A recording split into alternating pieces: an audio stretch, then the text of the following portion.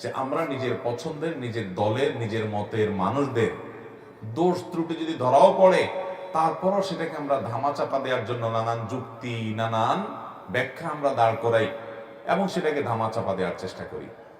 আর যদি নিজের পছন্দের বাইরের কোনো লোক থাকে যার প্রতি আমার কোনো কারণে অপছন্দ ভাব আছে, আমি তাকে আমার মনে করি না, তখন সেই লোকটার কোনো ভালো কিছু পাইলেও বলি যে মতলব কি আল্লাহ জানে। আল্লাহ রাব্বুল আলামিন বলেছেন, ইয়া আইয়ুহাল্লাযীনা আমানু ইজতানিবু কাসীরাম মিনায-যন ইন্না বা'যা-যন্নি ইসম।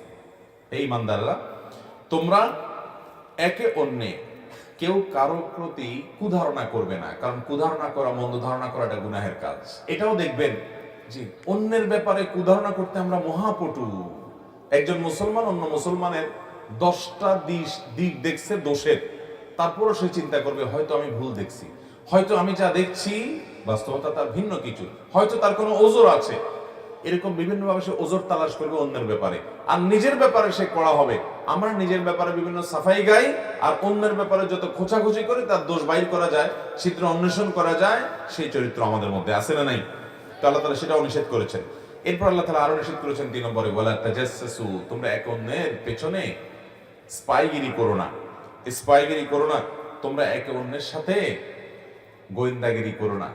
ওই যে দোষ বাইর করা, ছিদ্রান্বেষণ এটা করবা না। এগুলোও দেখবেন আমাদের মধ্যে প্রচুর আছে। বরং যারা ইসলাম প্র্যাকটিস করে তাদের মধ্যে কোনো কোনো ক্ষেত্রে এই রোগগুলো আরো বেশি, যে এক দলের লোক আরেক দলের লোকের বিরুদ্ধে স্পাইগিরি করে, আছে না নাই? এক দলের লোক আরেক দলের লোকের দোষ বাইর করার জন্য টর্চ লাইট দিয়ে নেমে যায়, আছে না নাই? ভাইরা আমার, এরপর আল্লাহ তাআলা বলেছেন চতুর্থত, ওয়ালা ইয়াগতাব বা'দুকুম বা'দা, তোমাদের কেউ যেন কারো গীবত না করে। এই গীবত তো এখন আর গীবত নাই, গীবত এখন ঘি ভাত হয়ে গেছে। গীবত এখন কি হয়ে গেছে? ঘি ভাত হয়ে গেছে। দুইজন একত্র হলে 3 নম্বর জনকে নিয়ে যদি আলাপ আলোচনা না করা হয়, তার দোষ ত্রুটিগুলোকে রসিয়ে রসিয়ে, মজা করে করে, হেসে হেসে, আনন্দ করে যদি চর্চা না করি, আমাদের মজলিসটাই পানসে পানসে লাগে। ঠিক না বেঠিক? এই পরিমাণ ভয়ঙ্কর আকার ধারণ করেছে গীবত।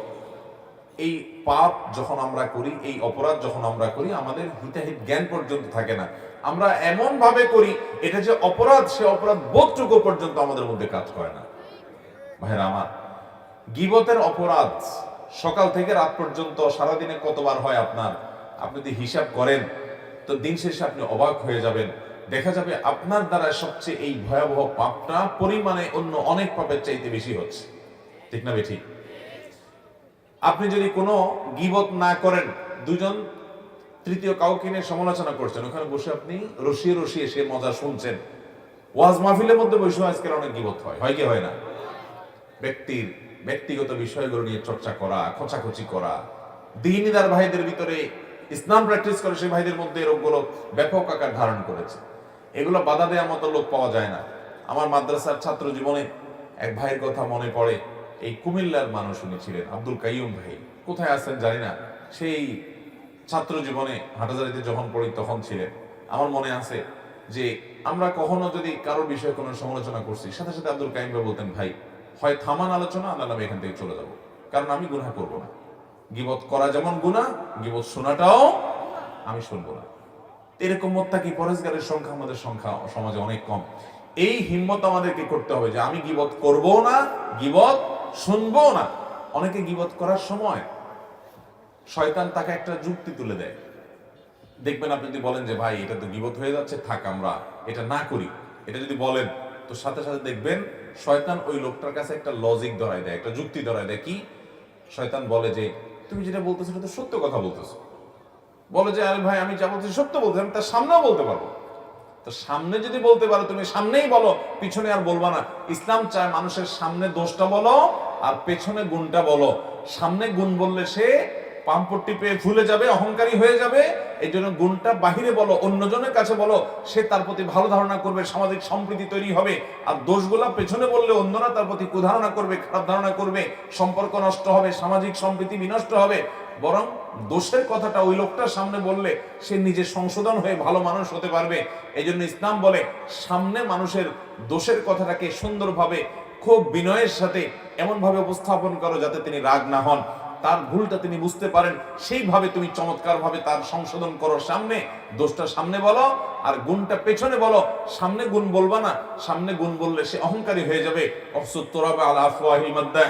মুখের সামনে যে প্রশংসা করে, নবী সাল্লাল্লাহু আলাইহি ওয়াসাল্লাম বলেছেন তার মুখের উপরে মাটি মারো, কারণ সে তোমাকে অহংকারী করে দিচ্ছে। প্রশংসা করলে সে পেছনে করবে, আর দোষটা সুন্দর করে বিনয়ের সাথে সামনে বলবে। আর আমাদের নেচার হয়ে গেছে, অভ্যাস হয়ে গেছে, প্রবণতা হয়ে গেছে উল্টা।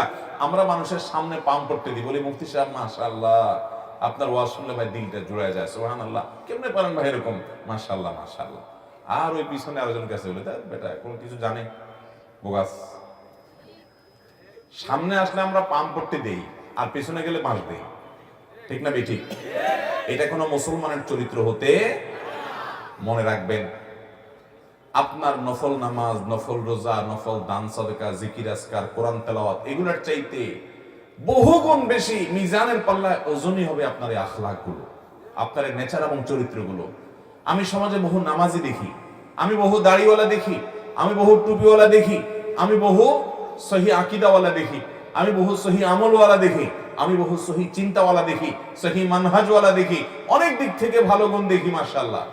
কিন্তু দেখি যে এই চরিত্রের দিক থেকে মার্কিং যখন শুরু করা হবে, তখন আমাদের অবস্থা বড় ভয়াবহ। আমি সহ আল্লাহ রাব্বুল আলামিন আমাদের সবাইকে সংশোধিত হওয়ার তৌফিক দান করুন। আমরা গীবত পরিহার করব তো ইনশাআল্লাহ। আল্লাহ বলেছেন ওয়ালা তাজাসসু, একে অন্যের পিছে লেগে টর্চ লাইট দিয়ে দোষ খুঁজে খুঁজে বের করো না।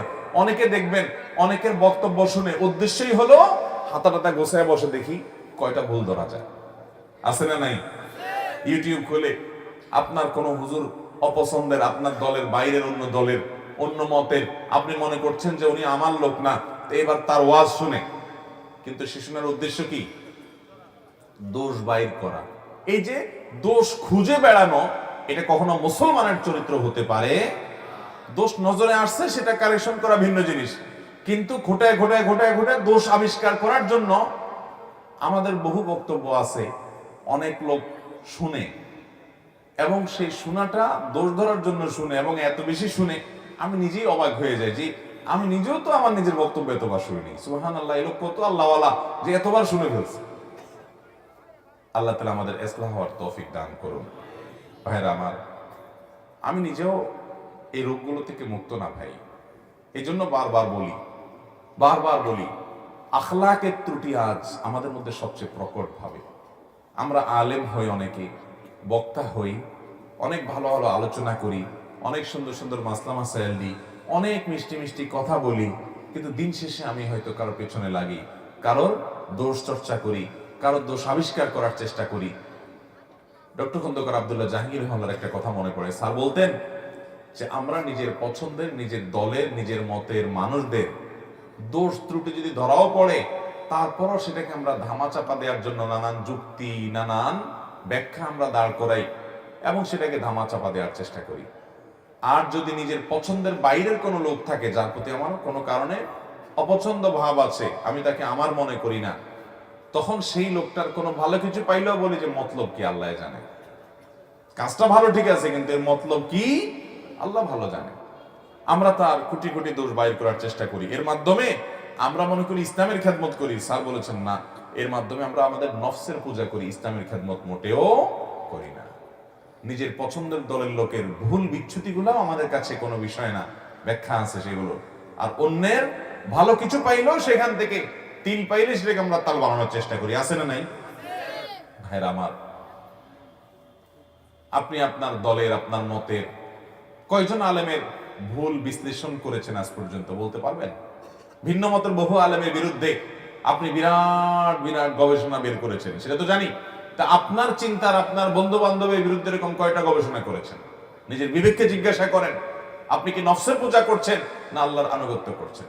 আল্লাহ তাআলা আমাদের সবাইকে সুন্দর চরিত্রবান, সুন্দর আদর্শবান মানুষ হওয়ার তৌফিক দান করুন। ভাইরা আমার, তো এই জন্য সূরা হুজুরাতের তৃতীয় আলোচিত বিষয় হলো যত মন্দ চরিত্র আছে সেগুলো থেকে পরিচ্ছন্ন করে একজন মানুষ নিজেকে জান্নাতি মানুষের উপযোগী করা।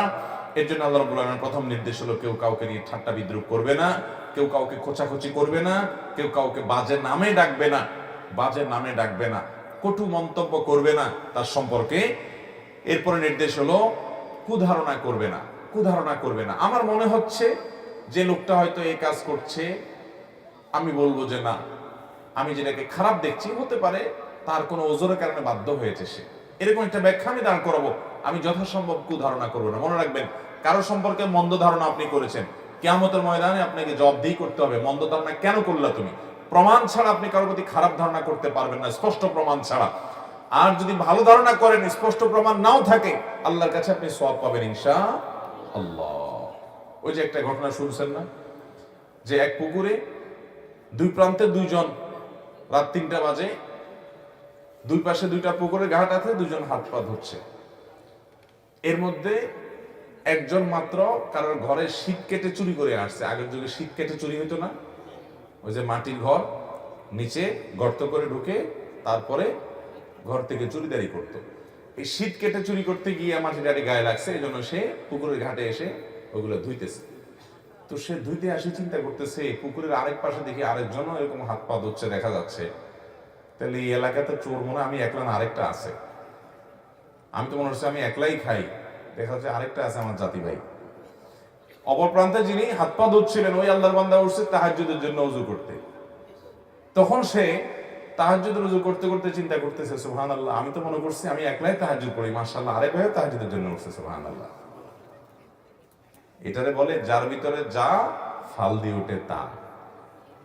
নিজে যেরকম আরেকজনকে নিয়ে ভাবেও মানুষ সেরকম। ভাইরা আমার, এই জন্য মানুষ সম্পর্কে ইতিবাচক এবং সুন্দর চিন্তা, সুধারণা করবো ইনশাআল্লাহ। মন্দ ধারণা করব, মন্দ ধারণা করা গুনাহ। ইয়াকুম আয-যন্ন ফাইন্নায যন্না আকযাবুল হাদিস। নবীজি বলেছেন, তোমরা কারোর প্রতি কুধারণা করবে না, কারণ সবচেয়ে বড় মিথ্যা কথা হলো মানুষের প্রতি কুধারণা করা। আল্লাহ আমাদেরকে বেঁচে থাকার তৌফিক দান করুন। আস-সুন্নাহ ফাউন্ডেশন, উম্মার স্বার্থে সুন্নাহর সাথে।